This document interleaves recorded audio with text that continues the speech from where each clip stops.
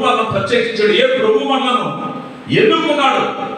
ఆ ప్రభు సన్నిధిలో ఆ ప్రభువును స్తుతించడానికి మనం వచ్చాం కనుక, ఆ ప్రభు మందిలో మనం ఉన్నాం కనుక మనం ఏమాత్రం కూడా విచారించకూడదు, దిగులు పడవలసిన పని లేదు. దేవుడిని స్తుతిస్తూ ఉండాలి. దేవుడికి మహిమ కలుగును గాక. మంచిది. మరి ఒక అద్భుతమైన వాక్యం కనబడుతూ ఉంటారు. 119వ కీర్తన 175వ వచనంలో ఉన్న మాట ఒకసారి చదువుతారు. అంటే ఆఖరి వచనం కాకుండా దానికి ముందున్న వచనం. 119వ కీర్తన తీయాలి. చదువుకునే వాళ్ళు ఎవరున్నారు? హల్లెలూయా. చూడండి, అద్భుతమైన వాక్యం. ఎందుకు మనం మందిరానికి రావాలి? చాలా మందికి ఒక ప్రశ్న. చాలా మందికి రావాలి. ఏదో బాధ వచ్చినప్పుడు, కష్టం వచ్చినప్పుడు, ఇబ్బంది వచ్చినప్పుడు మందిరానికి వస్తున్నారు.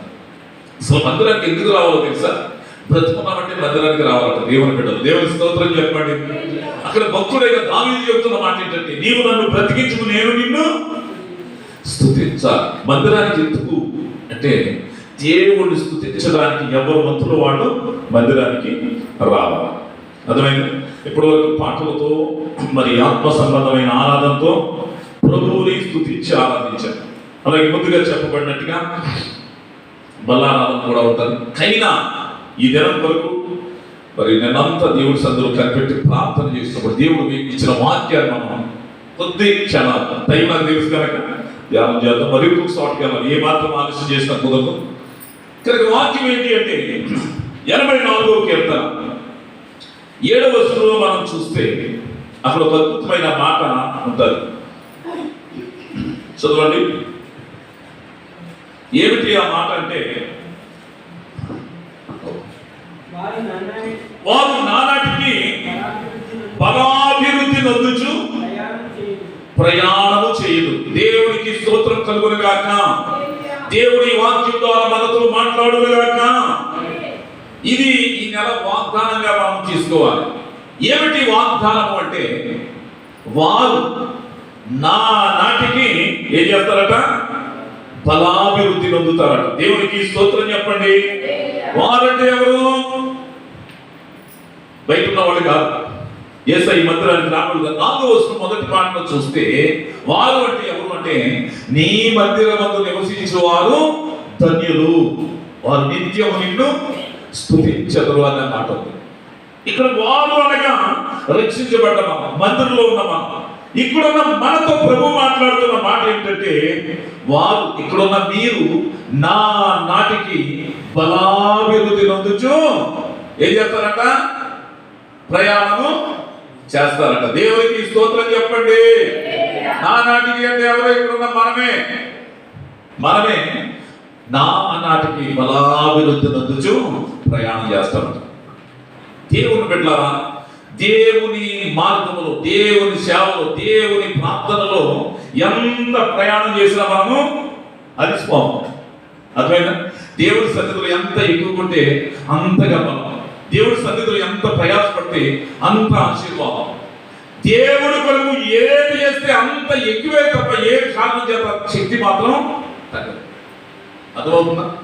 ఈ రోజున దేవుడు మనతో చెప్పే మాట ఏమిటి అంటే, ఇక్కడున్న మీరు దేవుడు నమ్మిన వారు, దేవుడు మందిరంలో ఉన్నవారు నా నాటికి బలాభివృద్ధి నొందుచు ప్రయాణం చేయాలి. మన దేవుడు బలాభివృద్ధిని ఇస్తానంటున్నాడు, బలమునిస్తానంటున్నాడు.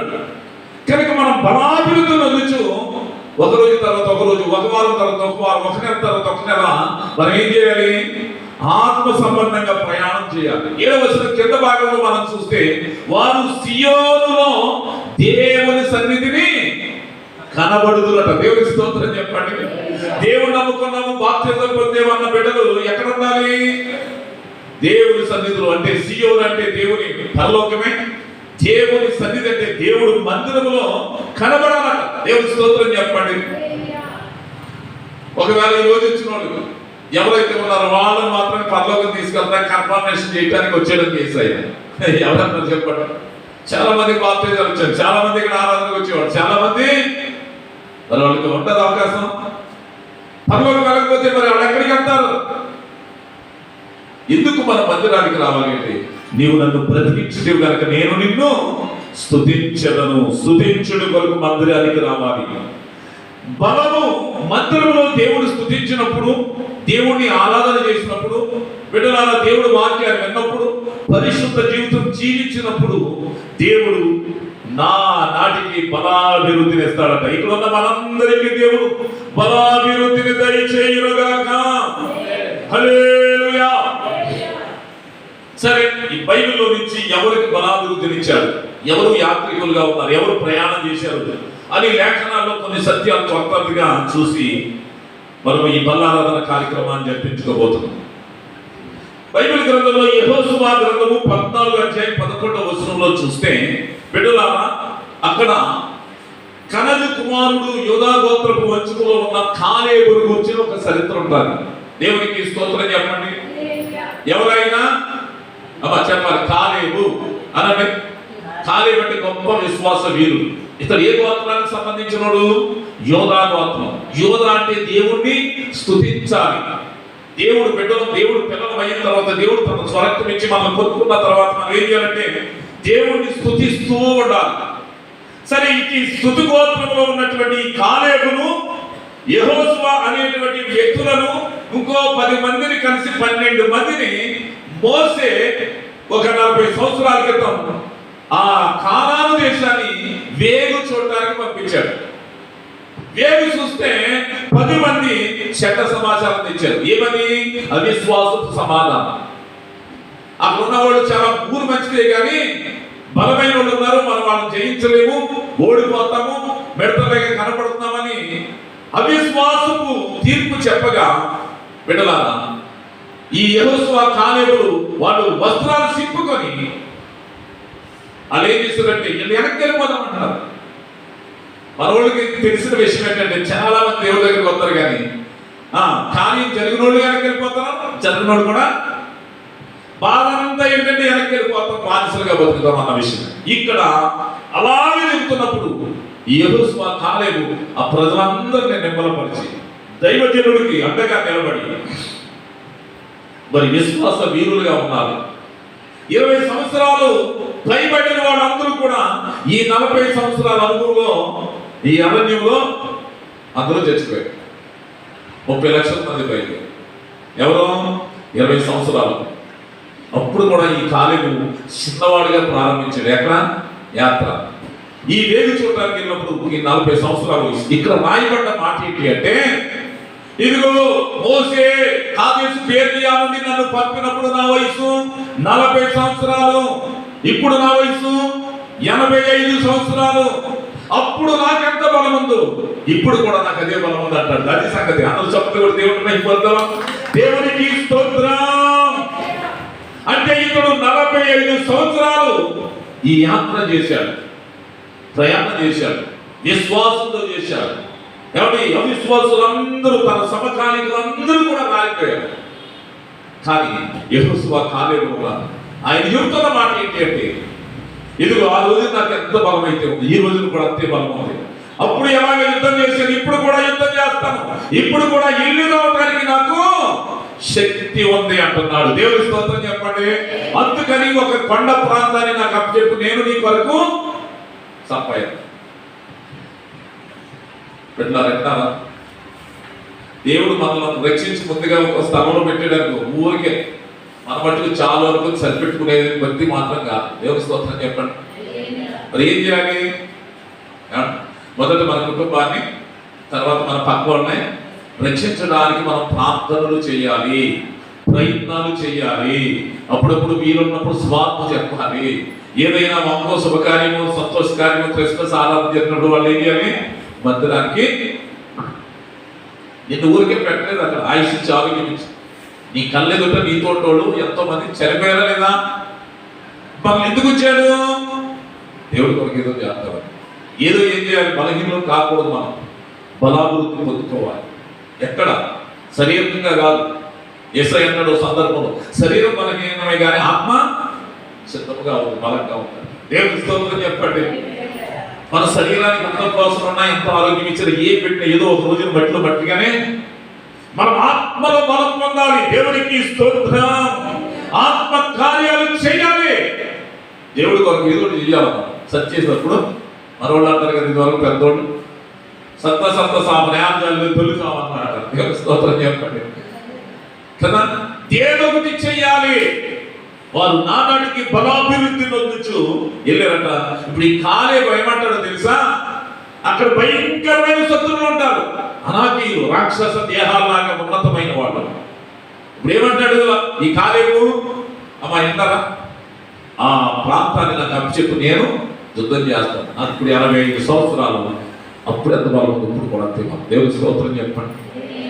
దేవునిలో ఉన్న వారికి ఇప్పుడు బలం తగ్గదు. దేవుని స్తోత్రం. బలము పెరుగుతూనే వస్తుంది కానీ తగ్గదు అని ఇక్కడ లేక. కానీ మన బలం పెరగాలంటే మనం కూడా ఎలా ఉండాలి? దేవునిలో ఉండాలి, దేవునిలో ఉండాలి. ఇక్కడ రెండో మాటగా మనం చూస్తే దేవుని బిడ్డ, ఇక్కడ యాకోబు అనేటువంటి ఒక వ్యక్తి ఉన్నాడు. తన వయసును బట్టి 48 అధ్యాయం ఆదికాండం 48 అధ్యాయం 2వ వచనంలో మనం చూస్తే, యోసేపు నీ దగ్గరికి వస్తాడయ్యా తన బిడ్డను తీసుకుని ఆశీర్వాదం పొందటానికి అని చెప్పినప్పుడు కాయగా పడిన యాకోబట ఏం చేశాడట? చదవాలి. అంతటా ఇశ్రాయేలు బలము తెచ్చుకుని దేవుని స్తోత్రం చెప్పండి. ఇశ్రాయేలు అంటే ఎవరు? యాకోబు తెలుసు కదా. యాకోబే ఒక రాత్రి ప్రార్థన చేసి అద్భుతంగా ఇశ్రాయేలుగా మారిపోయాడు. అమ్మా యాకోబుకి 12 కొడుకులు. 12లో ఒక ఆయన 11వ వాడు ఎవరు? యోసేపు. వీళ్ళు ఐగుప్తుకి వెళ్ళారు. కాయగా పడ్డాడు, అక్కడే చనిపోబోతాడు. ఎవరు? ఈ ఇశ్రాయేలు. పిల్లల్ని ఆశీర్వదించుదాము, నాన్న రేపు చనిపోతారు. ఈ రోజుల్లో అంటే ఆస్తి తప్ప, ఆ రోజుల్లో ఆశీర్వాదమే ఆస్తిగా పరిగణించేది. తల్లిదండ్రులు ఆశీర్వాదాలు అనుకుంటారు. దేవుని బిడ్డలారా, యేసు ప్రభువారు చెప్తారు, మనుషుల దయ్యందును దేవుని దయ్యందును. చాలా మంది ఏమనుకుంటారు, దేవుని దయ్యందే చాలు, మనుషుల దయ లేకపోయినా పర్లేదు. కనుక పెద్దలు ఆశీర్వదిస్తే అది శుభమవుతుంది. ఆ రోజుల్లో యోసేపు అంటే పరీక్షడి కుమ్మైన యోసేపు యాకోబు దగ్గరికి వస్తున్నాడని వినగానే అతను ఏం చేశాడట? నేనెందుకు బలహీన అయిపోయిన, ఇంకెందుకు కానీ బలహీన పడలేదు. కానీ అతను ఏం చేశాడంట? బలము తెచ్చుకొని లేచి కూర్చున్నాడట. దేవుని స్తోత్రం. ఆదివారం రాగానే మనం కూడా ఏం చేయాలి? ఎంత బలహీనత ఉన్నా, ఎంత ఇబ్బంది ఉన్నా, ఎన్ని పనులైనా పక్కనెట్టుకుని దేవుడు మందిరానికి రావడం కోసం మనం కూడా ఏం చేయాలి? బలం తెచ్చుకొని రావాలి. దేవుని స్తోత్రం చెప్పండి. ఇబ్బందులు ఎప్పుడు ఉంటాయో తెలుసా? యథార్థంగా మందిరానికి నమ్మకంగా సమయాన్ని పొందమంటున్నప్పుడే అన్ని వ్యతిరేకతలు వస్తాయి. అయినా సరే మనము వాటిని జయించి ముందుకు రావాలి. ఇక్కడ 2 విషయాలు చెప్పాను. కాలేబు ఏముందట? 40 సంవత్సరాల ముందు. ఇప్పుడు కూడా అంతే. యాకోబు కూడా ఏం చేశాడు? కొడుకులు ఆశీర్వదించబడతానికి వస్తున్నారు అనగానే అతను బలం తెచ్చుకొని కూర్చున్నాడు. దేవుడి మందిరానికి బలం తెచ్చుకుంటే ఆశీర్వాదం ఉందా లేదా? తప్పనిసరిగా ఉంటుంది. దేవునికి స్తోత్రం. ఇక దేవుని బిడ్డలారా, 3వ వ్యక్తిగా మనం చూస్తే చాలా మంది కనపడతారు, మోషే కనపడతారు. దావీదు గురించి ఒక మాట ఉంటుంది. మొదటి సమూయేలు గ్రంథం 16వ అధ్యాయం 13వ వచనంలో మనం చూసినట్లయితే అక్కడ ఒక మాట ఉంటుంది. తన సహోదరుల ఎదుట సమూయేలు దావీదును తైలపు కొమ్ముతో అభిషేకించినప్పుడు యెహోవా ఆత్మ తన మీదకి బలముగా వచ్చిందట. దేవునికి స్తోత్రం. యెహోవా ఆత్మ బలపరిచే ఆత్మ, యెహోవా ఆత్మ ధైర్యపరిచే ఆత్మ, యెహోవా ఆత్మ తన మీదకి బలముగా వచ్చిందట. పిల్లలు, బలముగా యెహోవా ఆత్మ రాగానే దావీదు సింహాన్ని కర్రతో చంపేస్తాడు, ఎలుగుబట్టిని కర్రతో చంపేస్తాడు. సాతానుకు సాదృశ్యమైన అడ్డుపడి గొలియాతును కూడా చంపాడు. దావీదు జీవితంలో మామగారి శత్రువు, కొడుకే శత్రువు, రకరకాల శత్రువులు, చుట్టుపక్కల వాళ్ళందరూ శత్రువులైనా అతడు ఏం చేశాడు తెలుసా? ఏ సమయంలో కూడా ఎక్కడ కూడా వాటమి పాలు కాలేదు. దేవునికి స్తోత్రం. వాటమి పాలు కాక ఏం చేశాడు? ఎన్నో యుద్ధాలలో అతడు జయము పొందినట్టుగా కనపడతా ఉంది. దేవునికి స్తోత్రం. హల్లెలూయా. పొందాడా లేదా? దావీదు ఎక్కడైనా ఓడిపోయాడా? బైబిల్ అంతా చదివితే ఎక్కడ కూడా దావీదు నీకు ఇన్ని విజయాలు, ఇంత గెలుపు నీకు ఎలా వచ్చింది అంటే అతడు ఒకటే అంటాడు, యెహోవా నన్ను తన బలమైన ఆత్మతో నింపాడు కనుక నేను ఇన్ని విజయాలు సాధించుకుంటా వచ్చాను అంటున్నాడు. దేవునికి స్తోత్రం చెప్పండి. మీ జీవితంలో విజయం చూడాలనుకుంటారా? అయితే దేవుడు ఆత్మతో నింపబడు. దేవుడు ఆత్మ బలంతో దావీదు విజయాలు ఇచ్చాడు. ఇక్కడ ఉన్న మనందరి జీవితాలలో, మన కుటుంబాలలో దేవుడు అలాంటి విజయాలు దయచేయునుగాక. యేసు నామములో దయచేయునుగాక. ఇక మరొక మాట బైబిల్లో నుంచి, న్యాయాధిపతుల గ్రంథంలో నుంచి కొంత చరిత్ర మనం నేర్చుకోవాలి. అమ్మా టైం ఏం కాలేదు, నాకు టైం నాకు తెలుసు కనుక నేను ముగిస్తాను. ఊరు కూడా తొందరపడుతుంది. న్యాయాధిపతులు 16:6 మనం చూస్తే సంసోను అనేటువంటి ఒక వ్యక్తి ఉన్నాడు. ఇతను ఎవరు? దేవుడు చేత ఎన్నుకోబడ్డ బిడ్డ, దేవుడి కొరకు బ్రతికే బిడ్డ, దేవుడి కొరకు యుద్ధాలు చేసేటువంటి వాడు, దేవుడు కార్యాలు చేసేటువంటి సంసోను. సంసోను బలాన్ని చూస్తే ఫిలిస్తీయులైన శత్రువుల గుండెలో రైలు పరిగాడు. సంసోను పేరు వినగానే వాళ్ళు గుండె అమక్కైపోతూ ఉంటారు. అంత బలవంతుడు. ఎవరు చెప్పాలి? ఎవరండి? సంసోను. సరే, ఇలాంటి సంసోనును శత్రువులు ఏం చేద్దారంటే, ఇతడు బలం ఎందులో ఉందో తెలుసుకుంటే అతన్ని బలహీన పొందుతామని ఫిలిస్తీన్లు ఒక అమ్మాయిని డబ్బెరగా పెట్టి ఈయన దగ్గర పంపుతారు. ఆ పేరు దెలీలా. ఈ దెలీలా నేను చెప్పిన వాక్యం ఏముంటుందంటే 16:6 మనం చూసినట్లయితే ఆమె వచ్చేటది, ఓ సంసోనా, నువ్వు మహాబలమైన కార్యాలు చేసేస్తున్నావు, నువ్వు చేసినట్టు ఎవరు చేయలేకపోతున్నారు, నీ మహాబలం ఎందులో ఉందో నాకు చెప్పవా అంటారు. దేవుని స్తోత్రం చెప్పండి. దేవుని బిడ్డలు ఎంత చేతగానే వాళ్ళైనా, ఎంత చదువు లేకపోయినా, ఎంత ఆర్థికంగా బలహీనులైనా బిడ్డలారా వింటారా, మనం ఎప్పుడు కూడా బలవంతులు. దేవుని స్తోత్రం చెప్పండి. మన బలం ఎందులో ఉంది? మన మోకాడు ప్రార్థనలో. మన బలం ఎందులో ఉంది? మన ఆరాధనలో. మన బలం ఎందులో ఉంది? దేవుని వాక్యంలో. మన బలం ఎందులో ఉందో తెలుసా?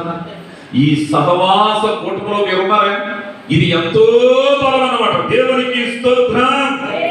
నీ మహాబలం ఎందులో ఉందో నాకు చెప్పు. ఎందుకు? ఇంకా బలం చేద్దామనా? నిన్ను బలహీనపరచాలి. సరే, ఈ సంసోను బలహీనపరుస్తుందామని మనుషులు ఏం చేశారంటే 4 సందర్భాలలో అతన్ని బంధించడానికి ప్లాన్ చేశారు. కానీ 4 సందర్భాలలో దేవుడు అద్భుతంగా అతన్ని విడిపించాడు. చూడండి, న్యాయాధిపతులు 17:14 మనం చూస్తే, ఒక రోజున ఫిలిస్తీన్లు అందరూ వచ్చి ఇశ్రాయేలీయులు బాధపడతారు. ఏమంటే అన్యాయంగా వచ్చి మా మీద ఎందుకు బాధపడుతున్నారంటే, ఇదిగో మీలో ఒకడున్నాడు, ఆయన మాకు అప్పు చెప్తే నేను మిమ్మల్ని ఏమి, ఎవరతను? ఈ సంసోను. అప్పుడు 3,000 మంది సంసోనును బంధించడానికి యాతాం అనే బండ దగ్గరికి వెళ్ళి అక్కడ బంధించుకుని మోసుకుంటూ వస్తారు. ఫిలిస్తీన్లు శత్రువులు సైన్యం అక్కడ కేకలేస్తూ ఉంటారు. ఓ మా శత్రువు మనం దొరికేసి వెళ్తాడు పని అయిపోయింది.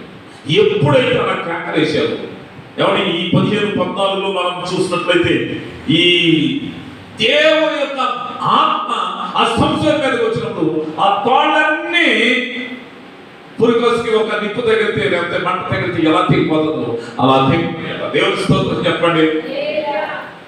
ఎవరు విడిపించారు ఆ బంధకంలో నుంచి? దేవుడే విడిపించారు.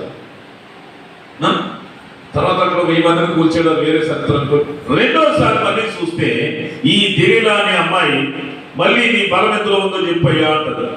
16:9 మనం చూస్తే అతడు అంటాడు, నన్ను నెరవేర్చి శుభలతో బంధిస్తే నేను అందరిలాగా బలహీనుడు అయిపోతాను అన్నాడు. ఆ ఫిలిస్తీన్లు 7 నెరవేర్చి శుభలు తెచ్చి అతను బంధించాలి. కానీ బంధించేసి ఆ చెప్పినట్టుగా ఇదిగో ఫిలిస్తీన్లు మీద పడుతున్నారంటే అతను మరి అగ్ని వాసనకు ఒక దారం తగిలితే ఎలా దిగిపోతుందో ఆ కట్ల నుంచి విడిపించుకుని తప్పించుకెళ్ళిపోయాడు. దేవుని స్తోత్రం చెప్పండి. ఇప్పుడు ఎన్నిసార్లు విడిపించబడ్డాడు? 2 సార్లు. ఇక 3వసారిగా మనం చూస్తే దేవుని బిడ్డలారా, న్యాయాధిపతులు 16-11 మనం చూస్తే మరొకసారి సంసోనా నిన్ను బలహీనపరచాలి, నీ బలం ఎందులో ఉందో చెప్పి మాటలు కలిగి అతను అంటాడు, ఈసారి ఏ పనికి పెట్టని కొత్త త్రాడుతో నన్ను బంధిస్తే నేను బలహీనుడు అయిపోతానంటాడు. ఏం చేసింది? కొత్త తాడు తెచ్చి కడతా ఉంటుంది, తెలిస్తే నీ మీదకి వస్తున్నారని. కానీ మూడోసారి కూడా దేవుడు చూడండి, పప్పల దారంతో కాళ్ళు చేతులు కడితే ఎలా పట్ట తిప్పిపోతాయో అలా తిప్పుకుని మూడోసారి కూడా తప్పించుకున్నాడు. దేవుడి స్తోత్రం చెప్పండి. ఎవరు తప్పిస్తారు? వాడు బంధించాలని చూసినా దేవుడు తప్పిస్తాడు. ఇక నాలుగోసారి కూడా నీ బలం ఎందులో ఉందో నేను బంధించాలో అడిగితే రామంటది, నాకు తల విరబూసుకుని ఉన్నాను కదా, నా తలను 7 జనలుగా అల్లి మరి అల్లితే మగ్గపు మేకుతో మీరు కనుక అల్లితే నేను ఆ మేకులో బంధించబడితే మామూలుగా బలహీనం అయిపోతానంటే, ఈసారి ఆమె ఒక మగ్గము తెచ్చి, మేకు తెచ్చి, కర్ర తెచ్చి సంవత్సరం నిద్రపోయినప్పుడు ఆ జటలన్నీ మగ్గము మేకులో నేతగా అల్లి ఇదిగో ఫిలిష్తీయుల మీద పడుతున్నారంటే ఆ మేకులు ఆ నేతను కూడా గోడ తీసుకుని వెళ్ళిపోయాడు. దేవుని స్తోత్రం చెప్పండి. ఇప్పుడు ఎన్నిసార్లు మీరు లేఖనాల్లో కనపడుతుంది? 4 సార్లు బంధించబడ్డ దేవుడు అతను విడిపించుకుంటా. మీకు మాట చెప్తున్నాను, నేను రబ్బర్ ఎంతమంది తెలిసి మీకు రబ్బర్లు లావు ఇప్పుడు డిస్కో రబ్బర్ సంబంధంగా ఉంటాయి కానీ చక్కగా రబ్బర్ ఏం చేస్తుంది అంటదా? అలా అంటా ఉంటే అపమానం ఏమవుతుంది? ఇప్పుడు ఒక రోజున ఇంకొకటి కదా. సంవత్సరం కూడా 4 సందర్భాలలో దేవుడు విడిపిస్తే ఇంకెప్పుడు అలాగే విడిపిస్తాడని ఎప్పుడు అలాగే నిర్లక్ష్యపు బ్రతికాడు. ఈసారి చూడండి, మీరు దేవుడు పెట్టారు 20-21 వచనాల్లో చూస్తే దేవుడు ఈసారి అతన్ని విడిచిపెట్టేస్తే అతడు శత్రువులు వచ్చి బంధించి ఎనప సంఖ్యలు వేసి కళ్ళు కొడతీసి అతన్ని పూర్తిగా. ఇక్కడ మనం నేర్చుకోవాల్సింది ఏంటో తెలుసా? దేవుని బిడ్డలు దేవుడు బలమును పొందుకొని చాలా సందర్భాలలో నిర్లక్ష్యంగా బ్రతుకుతూ ఉంటే శత్రువు ఏదో ఒక రోజున మనలను బలహీనులుగా మార్చారు. ఎవరు మారుస్తారు బలహీనులుగా? మన శత్రువు ఎవరు? సాతాను. మన శత్రువు ఎవరు? దెయ్యం. సంసోనుని 4 సార్లు అద్భుతంగా విడిపించాడు. బంధకాల నుంచి కొంచెం మెలుగు కలిగి ఉండాలి కదా. మెలుగు లేకపోతే ఆఖరిని 5ఓసారి వదిలేస్తే ఆఖరికి అతన్ని మరణానికి అప్పచెప్పినట్టుగా ఉంది. ఇప్పుడు సంసోను ఇంత బలహీనుడైపోవడానికి దేవుడా తనకు తానే కారణం చెప్పాలి. అమ్మ ఎవరు? దేవుడా తానా? చెప్పట్లేదు తెలుసు. దేవుడా తానే. ఎందుకు? 4 సార్లు శత్రువు బలహీనపరచాలని రకరకాల ప్రయత్నాలుగా బంధిస్తూ ఉంటే కొంచెం వెలుగు కలిగి ఉండాలా లేదా? ఈ రోజున చాలా మంది దేవుని బిడ్డలు కూడా ఏమైపోతున్నారు? బలహీనమైపోతున్నారు. బిడ్డలారా, ఎందుకు అంటే దేవుడేమో మనల్ని బలపరచాలి, నానాటికి బలాభివృద్ధి చెంది ప్రయాణంలో తీసుకెళ్ళాలి, కానాల్లో తీసుకెళ్ళాలి, సీయోలో కనపడాలి, దేవుని సందులో కనపడాలని ఆయన బలపరుస్తూ ఉంటే దేవుని బిడ్డలు ఏం చేస్తారు?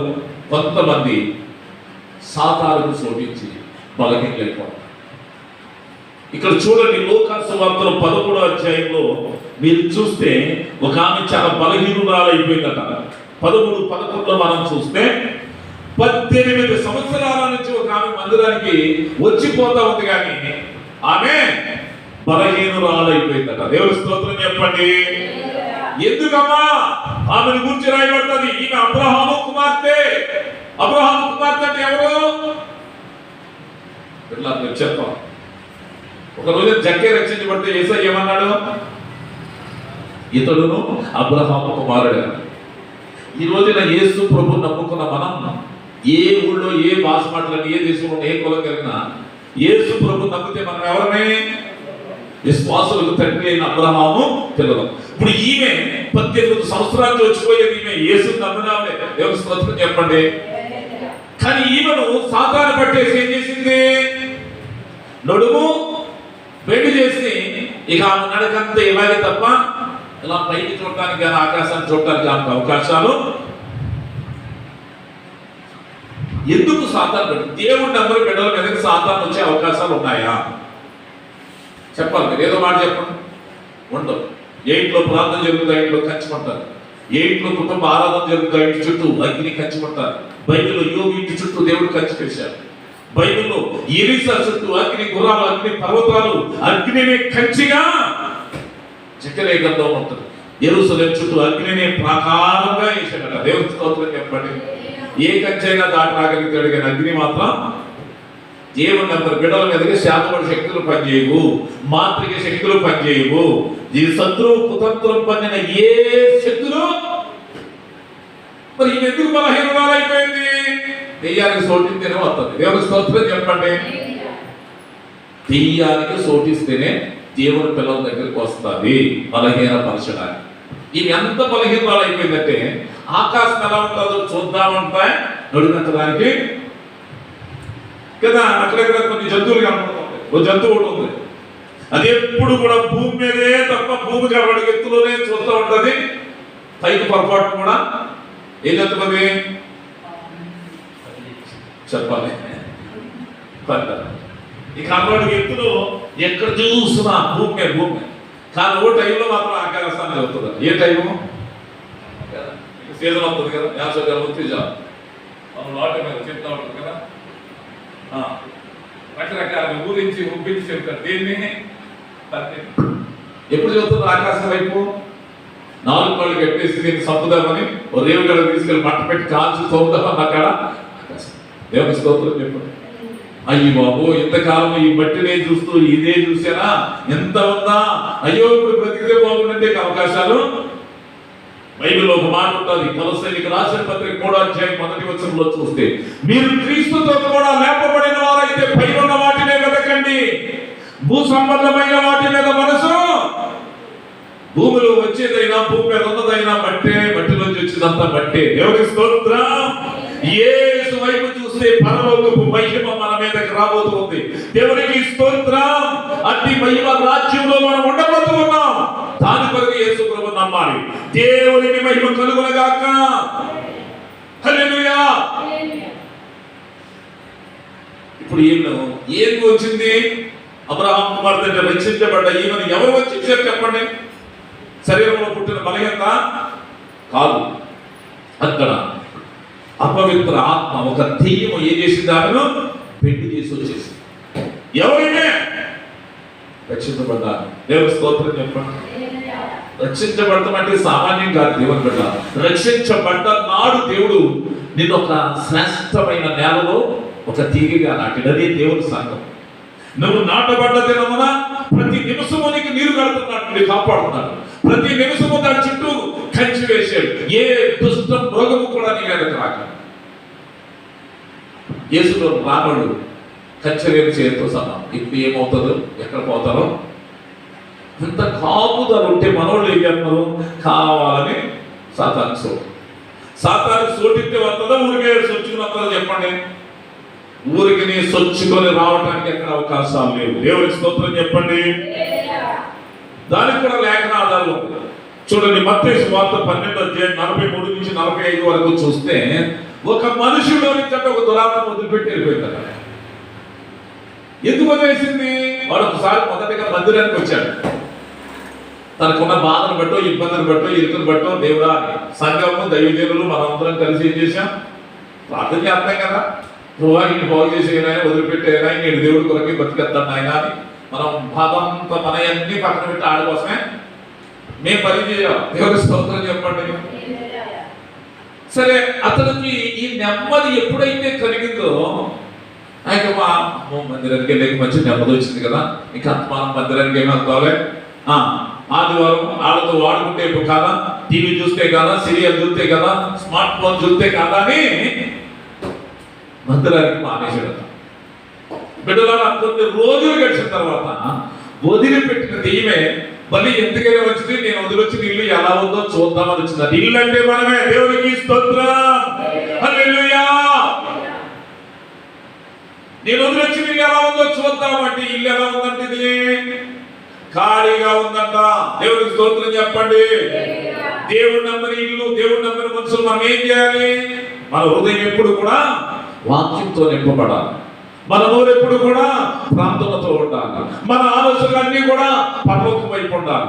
మన ఆలోచనలన్నీ కూడా దేవుడి నామాన్ని మహిమపరిచే ఆలోచనలే ఉండాలి. కానీ ఎట్టి పరిస్థితుల్లో ఖాళీగా ఉండకూడదు. బిడ్డలారా, ఖాళీగా ఉన్నవాడికి పిచ్చి కోరికలు వస్తాయి. జాగ్రత్త. స్తుతి స్తోత్రం అంటూ, ప్రార్థన అంటూ, వాక్యం అంటూ, ఆరాధన అంటూ ఉండాలి. అమ్మా, ఖాళీగా ఉంటే ఓ రోజు నాకు దెయ్యం అనుకుందట. పాత దెయ్యం ఏం చేసింది? నేను మొదటి ఇల్లు వచ్చాను కదా, నా ఇల్లు ఎలా ఉందో చూద్దాం అనుకుని, ఇంట్లో ఎవరు నాకు చెప్పండి, దెయ్యం వదిలితే యేసయ్య ఉండాలి. యేసయ్య వాక్యంతో నింపుకోవాలి. యేసయ్య ప్రార్థనతో మనం ఉండాలి. పరిశుద్ధుల సహవాసంతో మనం ఉన్నప్పుడు మన ఇల్లు ఖాళీగా ఉండదు. దేవుని స్తోత్రం చెప్పండి. వారానికి 2 ప్రార్థనలు ఎందుకు పెడతాం? చేతగాక. ఖాళీగా ఉంటే సాతానుగాడు వచ్చేస్తాడు.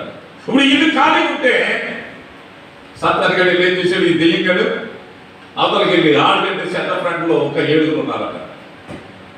ఏం చెప్పింది? నేను వదిలిచ్చిన ఇల్లు చాలా ఖాళీగా ఉంది. నేను వదిలిచ్చిన ఇంట్లో మీరు కూడా ఉంటారా? వద్దిరండి అంటే ఇప్పుడు ఈ 1 ఆ 7 తీసుకొచ్చి 7 ఎనమండుగురు కలిసి ఎందులో ఉన్నారు? దేవుని స్తోత్రం చెప్పండి. హల్లెలూయా. ఈ స్థితి ఏమవుతుందని యేసయ్య చెప్పాడు తెలుసా? ఆ మనుషుడు మొదటి స్థితి కంటే కడపట స్థితి దారుణంగా తయారైపోతుంది, చెత్తగా తయారైపోతుంది. ఎందుకు? మొదట ఒక ఇప్పుడు అంటే యేసు ప్రభుత్వం మేము వదిలి వెళ్ళిపోయి ఖాళీగా ఉండి భద్రానికి క్రమమైన రీతిలో రాని వాడి పోతులు ఎలా ఉంటాయంట? 7 దెయ్యాలన్నట్టుగా ఉంటాయి. 7 దెయ్యాలన్నోడు మాదిరి ఉంటాడని చెప్పండి. త్రాగుబోతుడైతే ఒకసారి లాగితే 7 సార్లు లాగాలి. బిడ్డలారా, ఎందుకు దెయ్యం వచ్చింది ఇతనిలోనికి వదిలి వెళ్ళిన తర్వాత? చెప్పాలి. ఇతడు ఖాళీగా ఏమనుకో మన యేసయ్య హృదయం నిండిన దానిని బట్టి నోరు. ఈ రోజు మందిరానికి వచ్చేటువంటి ఒక వాక్యం వ్యర్థానికి రావాలి. ఈరోజు వాక్యం మనతో చెబుతున్న మాట ఏంటో తెలుసా? ఇదిగో వారు నా నాటికి బలాభివృద్ధి పొందుతారు. దేవుని స్తోత్రం చెప్పండి. బలమే నందాలి. యెహోషువ కాలేబు బలవంతుడయ్యాడు. 84 సంవత్సరాలు 85 సంవత్సరాలు అంటాడు. అప్పటికి మనం ఇప్పుడు కూడా అంతే బలం. నా బలం పెరుగుతుంది అని యాకోబు కాయల పడ్డాడు కానీ యోసేపు ఫలించడి కొమ్మాయని యేసు పోతున్నాడని కానీ బలం తెచ్చి నిలబడ్డాడు. దేవుని స్తోత్రం చెప్పండి. ఆదివారం వచ్చినప్పుడు ఎక్కడ లేని బలహీనతలు మనకే ఉంటాయి, కానీ మనం ఏం చేయాలి? బలం తెచ్చుకోవాలి. యెహోవా అభిషేకము దావీదు మీదకి వచ్చినప్పుడు బలమైన ఆత్మ తన మీదకి వస్తే ఎక్కడికి వెళ్ళిన విజయమే తప్ప అపజయం అన్న తన జీవితంలో ఎప్పుడు చూడలేదు. దేవుని స్తోత్రం. హల్లెలూయా. సంసోను కూడా బలవంతుడే కానీ శత్రువు తనను బలహీనపరచాలని ప్రయత్నాలు చేసినప్పుడు 4 సార్లు దేవుడు అద్భుతంగా విడిపించిన, ఇక అలాగే విడిపించాలని అలాగే నిర్లక్ష్యంగా అలాగే ఉండిపోతే ఆఖరికి బంధించబడి బలహీనుడిగా మారిపోయాడు. బలహీనుడు అవటానికి కారణం ఏంటి?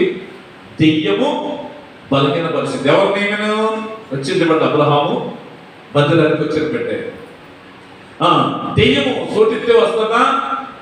ఇవ్వకపోతే వస్తుందా? సోటిస్తేనే. ఈమెలో ఏదో పాపం సోటు చేసుకుంది, దేవుడికి వ్యతిరేకమైన క్రియలు చేస్తా ఉంది కనుక ఆమెలోనికి ఏమొచ్చింది? అమ్మా బలహీన పరిస్థితి ఏమొచ్చి 18 సంవత్సరాలు ఆకాశం ఎలా ఉంటుందో ధైర్యం ఎలా ఉంటుందో చూడకుండా నడుము. సరే, మరొకటి బలహీనపరచడానికి మరొక కారణం కూడా ఉందని లేఖనం చెబుతుంది. ఒకసారి చూద్దామా? కీర్తనల గ్రంథం 31:10 చదవండి. నేను త్వరగా అప్పగించిపోతున్నా, టైం అవుతుంది కానీ. 31:10 నేను నీ తూర్పులు విడిచుచు బ్రతుకుతున్నాను. చదవండి. పరిశుద్ధ ప్రశ్నించదు. చదవాలి గట్టిగా. నా బ్రతుకు దుఃఖముతో వెళ్ళుచున్నది. అయ్యో, ఎందుకు వచ్చిన బ్రతుకు సత్యం మెరుగనుకుని నిట్టూర్పులు విడుచుచు నేను నా సంవత్సరాలు గతించిపోతున్నాయి. దేవుని స్తోత్రం. ఎందుకు బలహీనవుతారు? మనలో ఉన్న బలం ఎందుకు తగ్గిపోతుంది? దేవుని బిడ్డలారా, మనం నానాటికి బలాభివృద్ధి పొందాలని యేసయ్య కోరుకుంటూ ఉంటే బలం ఎందుకు తగ్గుతుందో తెలుసా? ఏమని చెప్పాడు దావీదు? నా దోషమును బట్టి నా బలము నీ బలం ఎందుకు తగ్గిపోతుంది? దేవుడు పెట్టలేదు. ఎందుకో తెలుసా? దురాత్మ సోటిస్తే బలహీనపరిచేస్తుంది. రెండోది, నీ దోషములు బట్టే బలం తగ్గుతూ ఉంది. చూడండి, మరొక మాటలో మనం చూస్తే మొదటి సమూయేలు గ్రంథం 16:14 చూస్తే అక్కడ సౌలు అనే రాజు ఉంటారు. రాజుగా అభిషేకించబడినప్పుడు దేవుడు ఆత్మతో నింపితే అతడు దేవుడు వద్దన్న పని చేసి, దేవుడు వద్దన్న పని ఏంటి కదా? చాలా మంది పేరంటాలు ఉంటుందంటే పేరంటాలు ఉంటారు, విగ్రహార్పితమైన తినొద్దంటే అదే తింటారు. అమ్మ యేసు ప్రభు నమ్మే కనుక మనం ఏర్పాటు జీవితం కలిగి ఉండాలంటే అందులో కలిసిపోతూ ఉంటాం. అలా కలిసిపోతే దేవుడు సూచించి ఉన్నట్టు ఊరుకుంటాడా? సౌలు కూడా అమాలేకీయులైంది ఏది తేవద్దున్నది అప్రగతిమైంది కాల్ చేయమంటే అందులో ఉన్న మంచిదాన్ని అంతా తెచ్చాడు. ఎందుకు తెచ్చాడు ఆయన అంటే దేవుడికి బలెత్తాక వాక్యేంటి దేవుడికి ఇద్దామని. దేవుడు ఏమన్నాడు తెలుసా? ఒక మనుషుడు నా మాట వింటే సంతోషిస్తాను కానీ కానుకలు ఇస్తే నేను సంతోషించను. మాట కుదిరినా తర్వాత కానుక ఇవ్వాలి, కానీ నువ్వు మాట కన్నా కానుక ఇస్తానన్నా కనుక నీ కానుక అంగీకరించినంత దేవుడికి ఒక బాధ వచ్చేసి అందరినీ అక్కడ నేను చెప్పిన వచనంలో ఏముంటుందంటే యెహోవా ఆత్మ అతన్ని విడిసి పోయేది. యెహోవా ఆత్మ విడిసిపోతే ఏమొచ్చింది అతనిలోకి? చెప్పాలి వెళ్ళాలా? ఏమవుతుంది? దేవుడు ఆత్మ విడిచిపోతే ఏమొచ్చిందో తెలుసా? దురాత్మ వచ్చి అతన్నే రోజు బాధించడం మొదలుపెట్టింది. దేవుడు స్తోత్రం చెప్పండి. ఎవరైనా దేవుడి చేత అభిషేకించబడ్డ వాళ్ళు ఈమెలో 18 సంవత్సరాల మందిరానికి వచ్చి అబ్రహాం కుమార్. ఈ రోజున బలహీనులు ఎవరు అంటే దేవుడు నమ్ముకొని వాళ్ళకి బలహీనలేదు. కారణం ఏంటో తెలుసా? దెయ్యానికి సోటిస్తున్నారు, పాపానికి సోటిస్తున్నారు. మూడోది ఏంటో తెలుసా? దోషములు వాళ్ళు ఉంటున్నాయి కనుక బలహీనులుగా మారుతారు. దేవుడికి స్తోత్రం. ఇన్ని మాటలు ప్రభు మనతో చెబుతున్నాడంటే మనం బలహీనులం కాకూడదు. దేవుడికి స్తోత్రం. ఎక్కడా కూడా అపవాదికి గాని దెయ్యానికి గాని సోటకూడదు. ఎన్నో బంధకాల నుంచి, ఎన్నో ప్రమాదాల నుంచి, ఎన్నో మరణావస్థల నుంచి, ఎన్నో కీడుల నుంచి ప్రభు నేను తప్పించాను. మేలుకుని ఏం చేయాలి? జాగరూకత కలిగి దేవుడి కొరకు కార్యాలు చేసేవాళ్ళుగా ఉండాలి. దేవుడికి స్తోత్రం. కనుక మనం బలహీనులము. వీళ్ళందరూ ఎందుకు బలహీనలు అయిపోయారు? సంసోను ఎందుకు అయ్యాడు చెప్పండి? ఎన్నిసార్లు తప్పించిన మరి అదే పాపం, మళ్ళీ అదే నిర్లక్ష్యం, మళ్ళీ అదే పాడు బ్రతుకులో ఉన్నాడు కనుక బంధింపబడి బలహీనంగా అయిపోయాడు. రెండోది, ఈ మందిరానికి వచ్చి పోతా ఉంది కానీ ఇప్పుడు దెయ్యానికి ఎక్కడో చోటు. దెయ్యం చూడండి ఏం కాదు, మీరు సీరియల్ చూసారనుకో దెయ్యం వస్తుందండి. పిల్లలు స్మార్ట్ ఫోన్ తెలిసి చూసారనుకో దెయ్యం వస్తుందండి. నేను ఒకరు పంపించాను కదా స్మార్ట్ ఫోన్, ఒకటి చూసి ఏమైపోయాడంటే 3 నెలలు ఒకే రకంగా చూసి పిచ్చుడు అయిపోయాడు. Inter certificate. జాగ్రత్త, ఏది కూడా బానిసగా వ్యసనంగా మారకూడదు. కొంచెం చూసి విరమించుకోవాలి. వద్దంటే ఆగిపోయే కెపాసిటీ ఉంటేనే చూడదు, లేకపోతే దాన్ని దూరం ఇసుకు కొట్టాలి. ఏం పర్వాలేదు, ఏదైనా 10,600 ఏమైపోదా పర్వాలేదు. మానే అన్నప్పుడు మానేయగలిగితే అది నియంత్రించుకుంటే అది దురవేశను అలవాటు కాదు. సౌలుని సంసోనుడు దేవుడు మానవము వాళ్ళు బలహీనపరచాలని చూస్తున్నారని 4 సార్లు తప్పింది. గద్దెలోనే పడితే ఏం చేస్తాడు? వదిలి పాడగడు దేవుడు. ఈ రోజున మనల్ని ఎవరిని, మన కుటుంబాలను దేవుడు వదలకూడదు. దేవుడికి స్తోత్రం. మనం బలహీనము కాకూడదు. మన ఇంట్లోనికి దెయ్యానికి సోటు ఇవ్వకూడదు. మనలో దోషం ఉంటే బలం తగ్గిపోతుంది, కానీ మనలో దోషం తగ్గిపోతుంది. ఏముండాలి? ప్రేమ ఉండాలి. మనలో ఉన్న పరిశుద్ధాత్మను జాగ్రత్తగా కాపాడుకోవాలి. దేవుడికి స్తోత్రం. పదే పదే నిర్లక్ష్యంగా ఉంది, పదే పదే మంచి వారి మీద పగబట్టాడు. ఎవరో సౌలు. మంచివాడు ఎవరు? దావీదు. దావీదు ఇతడు పొరుగు కాపాడి ఇతను పక్షి యుద్ధాలు చేస్తే 10,000 అతనికి అనగానే అతడి మీద పగ, అతని మీద ద్వేషం. ఆ కారణాన్ని బట్టి దేవుడు ఆత్మ ఏం చేసింది? దేవుడు ఆత్మ వదిలిపోతే దెయ్యం ఆత్మ వచ్చింది. ఇక దెయ్యం ఆత్మ వస్తే కొడుకులు ఉన్నారు, సుపాయం అన్ని ఉన్నాయి. దేవుడు ఆత్మ దురాత్మ అంటే అతను ఏం చేస్తుంది? వేధిస్తూ బాధిస్తూ ఉంటాడు. ఎందుకు సౌలానికి అంత కర్మ అంటే యెహోవా ఎడబాసి జాగ్రత్త. దేవుడు పెట్టిన దేవుడిని పోగొట్టుకోకండి. ఏది పోయినా పర్వాలేదు. డబ్బులు పోయినా దేవుడు ఇస్తాడు, ఎవరు పోయినా పర్వాలేదు. ఆరోగ్యం పోయినా పర్వాలేదు, ఏదో ఒక దినాన్ని చనిపోతాం. కానీ దేవుడు ఆత్మను మాత్రం మనం పోగొట్టుకోకూడదు. దేవుని విషయంలో మనం ఎప్పుడు బలహీనమో అర్థమవుతుంది. నేను చెప్పిన వాళ్ళందరూ బలహీనులు అయిపోయారు. ఈరోజు ఎందుకు ప్రభు మనతో చెబుతున్నాడు అంటే మీరు బలహీనులు, మరి ఏం చేయాలి? నా నాటికి బలాభివృద్ధి పొద్దు ప్రయాణం. దేవుని స్తోత్రం చెప్పండి. బైబిల్ గ్రంథంలో ఒక ఆయన చూడండి ఎంత గొప్ప బలం పొందుకున్నాడు. మొదటి రాజుల గ్రంథం 19వ అధ్యాయం 8వ వచనంలో మనం చూస్తే అతడు ఆకలి కొని నిరాశ పడిపోయి నేను బ్రతకడం కంటే సత్యం వేరు అనుకుంది. సమస్యలు వచ్చేసి పడ్డాయి. గొప్ప సేవకుడే గొప్పవాడే. ఏలియా ఎవరు? అమరా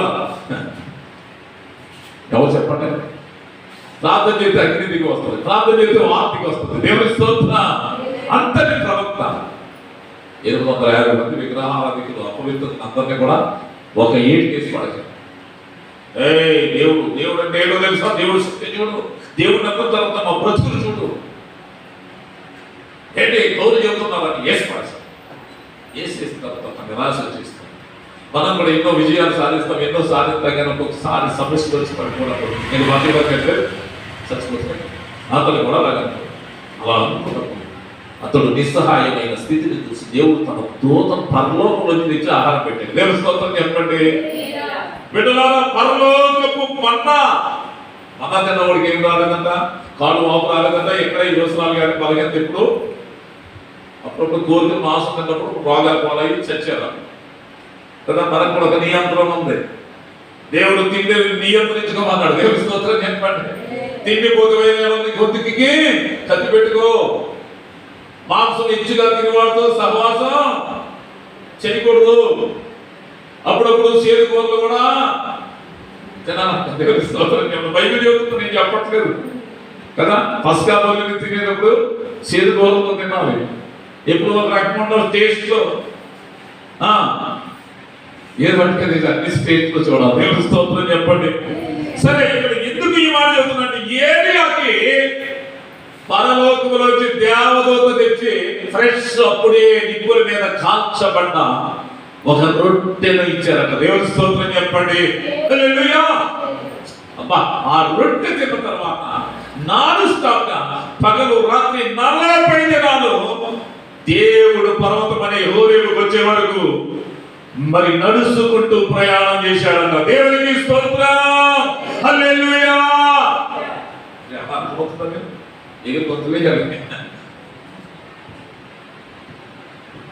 ఇవన్నీ ఇంటనుకుంటున్నారా? ఎవరు పెట్టాలి? 40 ఒక్క రొట్టె. ఈ రోజున అదే రొట్టె యేసయ్య. దేవుని స్తోత్రం చెప్పండి. రొట్టెల గురించి యేసయ్య ఏమన్నాడు కదా? పితరులు మన్నా తిని సరిపోయారు అరణ్యం, కానీ జీవాహారం నేనే.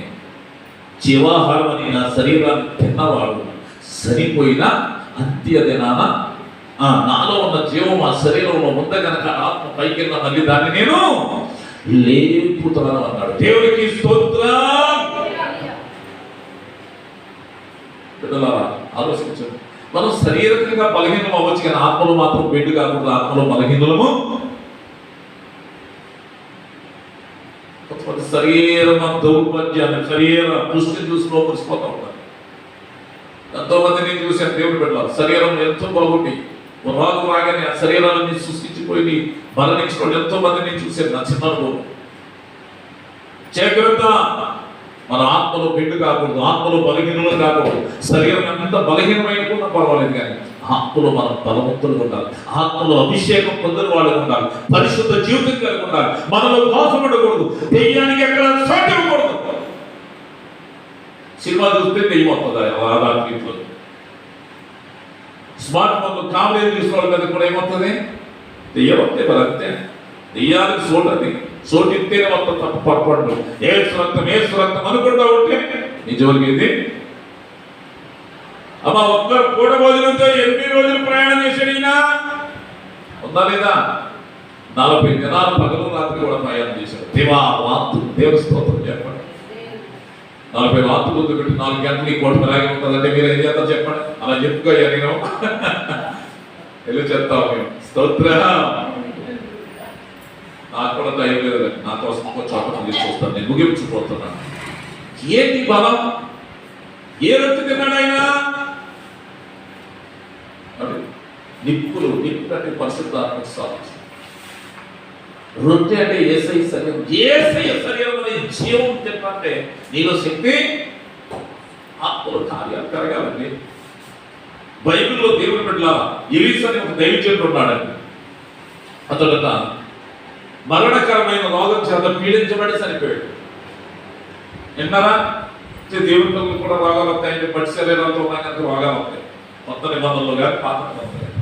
కానీ చనిపోయాడు. కానీ సంవత్సరం తర్వాత ఒక ఆయన చనిపోయాడు. తీసుకెళ్ళి మామూలుగా మర్యాద చేయగా సమాచారం అప్పుడు శత్రువులో వచ్చేసారు అడ్డుగా. ఇప్పుడు అలాగే చెప్పి సమాధి కొడుకుని పాడేయాలి, శత్రువులు వచ్చేస్తారని ఏం చేశారంటే ఏదో సమాధి అని చెప్పి అది ఎవరిదో తెలియక అలా రాయి తొలగించి ఆ సమాధిలో ఈ సమాధి పెట్టి ఇలా వెనక్కి వచ్చేస్తారంట. దేవుడి స్తోత్రం చెప్పండి. జరిగింది ఏంటో తెలుసా? ఎలీసా యొక్క ఎముకలకు సంవత్సరం తర్వాత తగిలితే అతనిలో ఆ ఎముకల్లో ఉన్న అభిషేకం ఈ సత్యం సమాధి బ్రతికితే ఇతడు వెనకాల నడుచుకుంటూ వచ్చేస్తాడు. దేవుడి స్తోత్రం చెప్పండి. హల్లెలూయా. పరిశుద్ధ జీవితాలు శరీరాలు క్షీణించుకుపోయినా ఎముకల్లో ఏముండాలి? అభిషేకం ఉండాలి. ఎముకల్లో పరిశుద్ధత ఉండాలి. ఎముకల్లో ఆరాధన ఉండాలి. దేవునికి స్తోత్రం. ఆరాధన ఉంటే, అభిషేకం ఉంటే కొంతమందిని ప్రభావితం చేస్తారు ఇట్లా. అంతేగాని ఇప్పుడు చూసిన బలహీనత అంటే నిన్ను చూడకుండా దురాత్మకు. కనుక మరొక మాట చెప్పేసి నేను ముగిస్తాను.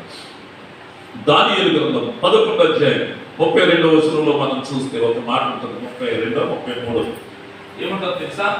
తమ దేవుణ్ణి ఎరుగువారు బలము కలిగి గొప్ప కార్యములు చేయదురు. దేవునికి స్తోత్రం. బిడ్డలారా అంటారా? తమ దేవుణ్ణి ఎరుగు. మీరు దేవుణ్ణి ఎరుగుతురా? ఎందుకు తెలియదని మీరు చర్చికి వెళ్తాం, వాక్యం అంటాం, బాప్తిజం ఒక రకంగా పోతుంది. అమ్మా ఎరుగుతురా? దేవుడితో ఏదైనా అనుబంధం పొందేరా? దేవుడిని ఎరుగు వారు ఏం చేయాలట? బలము కలిగి గొప్ప కార్యం చేయాలి. గొప్ప కార్యం అంటే ఏది? భూమి మీద గొప్ప కార్యం ఏంటంటారు చెప్పండి మీరు? రాజకీయ నాయకులకు సపోర్ట్గా ఉండమా? వాళ్ళు కూడా వీళ్ళు జిందాబాద్ చెప్పడమా? గొప్ప కార్యం అంటే సువార్త ప్రకటించడం కంటే గొప్ప కార్యం ఇంకోటి దేవుడి స్తోత్రం చెప్పండి. స్వార్థ ప్రకటిస్తే లోకం మెచ్చుకోలేము, కానీ యేసయ్య పరలోకం ఎంతో సంతోషిస్తుంది. దేవుని స్తోత్రం. దేవుడు కొరకు ఏ కార్యం చేసినా దేవుని నామములో చేసిందే గొప్ప కార్యం. దేవుని స్తోత్రం చెప్పండి. నువ్వు చుట్టాలు కొట్టి పెట్టుకున్నావా, బంధువులు కొట్టి పెట్టుకున్నావా, పేరుతో దాని సత్తరులు కట్టి బోర్డు పెట్టుకున్నావా, ఏ గొప్ప కార్యాలు కాదు. దేవుడిని ఎరుగు చేయాలి, ఒక గొప్ప కార్యం చేయాలి. ఏంటి ఆ గొప్ప కార్యం అంటే? దేవుడు కొరకు ఏది చేసినది గొప్ప కార్యం. దేవుని స్తోత్రం చెప్పండి. నేను దేవుడిని ఎరుగుతున్నాను, గొప్ప కార్యం చేస్తాను. గొప్ప కార్యం అంటే ఏంటి? సువార్త ప్రకటన చేస్తాను. దేవుని నామములో కార్యాలు చేస్తాను. మసీదు ఏది వచ్చినా దేవుడి తర్వాత ఇంకా మనుషులు తప్ప ఇంకోటి. ఇది గొప్ప కార్యం. ఈ రోజున దేవుని ఎరిగిన మనందరం కూడా చేయాలి. దేవుని స్తోత్రం.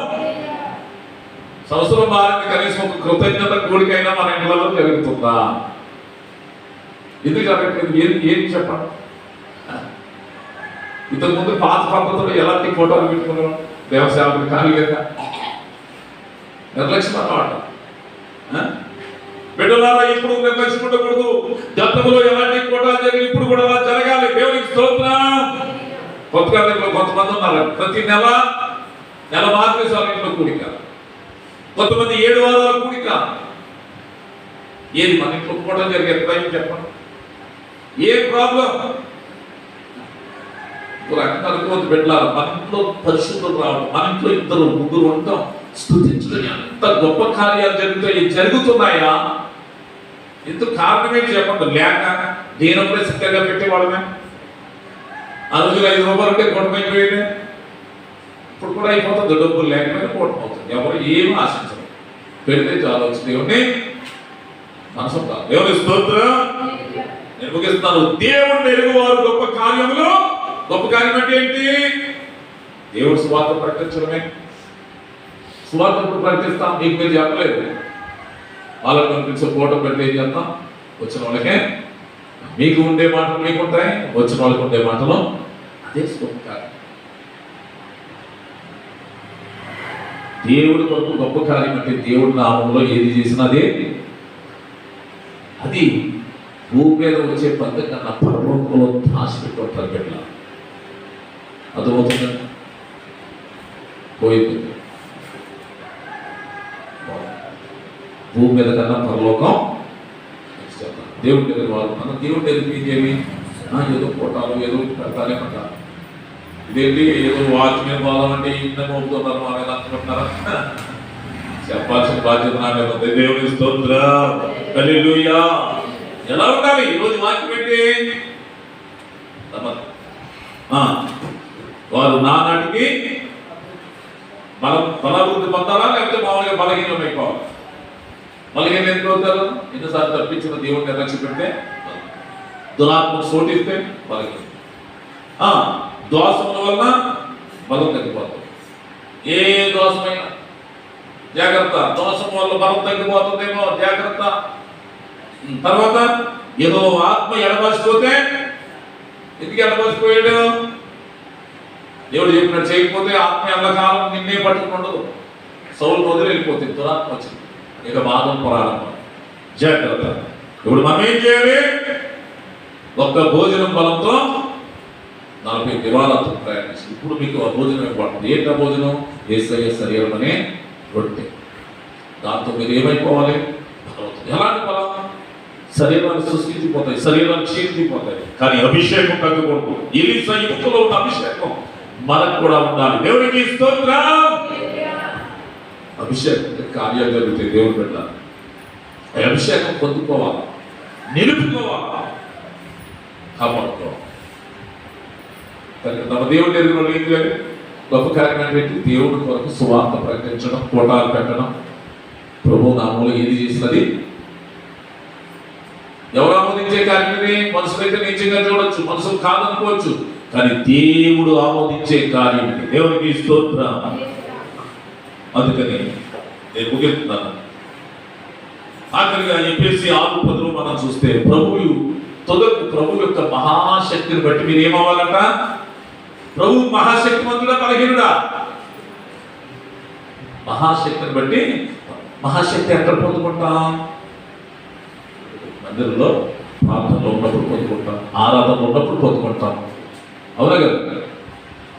సహవాసం ఉన్నప్పుడు పొందుకుంటాం, ఎవరు పరిశుద్ధ జీవితం పొందినప్పుడు ఈ మహాశక్తి మనకు కలుగు. దేవునికి స్తోత్రం కలుగును గాక.